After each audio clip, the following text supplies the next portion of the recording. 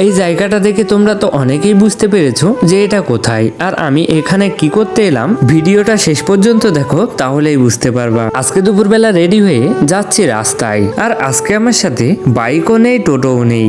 আসলে আজকে আমার টোটোর শরীরটা খুবই দুর্বল। আর শরীর দুর্বল বললাম কেন, ভিডিও শেষে বুঝতে পারবা। একা একাই এইভাবে হাঁটতে হাঁটতে চলে এলাম আমাদের মেন রোডে। আর মেন রোডে এসে অপেক্ষা করতে লাগলাম একটা কাকার জন্য। আর সে আসলে তার টোটোই করে চলে এলাম বনগা। ওই কাকাটা এসেছিল বনগার একটা ভাড়ায়, আর ওই জন্য ওই কাকার সাথে চলে এসেছি। তারপর এই ঘড়ির মোড়ের এখান থেকে একটা টোটো ধরে আশেপাশের ভিউ দেখতে দেখতে চলে এলাম অগ্নিকন্যা পার্কের গেটের এখানে। হ্যাঁ, আর আমার এখানেই দরকার। এই যে দেখতেই পাচ্ছ টোটো শোরুম প্লাস গ্যারেজ। আসলে এখান থেকে একটা জিনিস নেব, আর সেটা কি বাড়িতে গিয়ে দেখাচ্ছি। তারপর এখান থেকে সেই জিনিসটা নিয়ে তার বিল মিটিয়ে চলে যাচ্ছি বাড়িতে। আর এবার দেখো বৃষ্টি শুরু হয়েছে। তারপর মতিগঞ্জে এসে আমাদের বাগানগার অটো ধরে চলে যাচ্ছি বাড়িতে। আর এদিকে দেখো একটুও বৃষ্টি পড়ছে না। তারপর যাই হোক, এই যে চলে এসেছি আমাদের গ্রামের রাস্তায়। আর এই যে আমার হাতে দেখতে পাচ্ছ এই সেই জিনিসটা। আর আমাদের এখানে এখন কেমন মেঘ করেছে দেখো। আর এই মেঘ দেখেই তাড়াতাড়ি করে চলে এলাম বাড়িতে।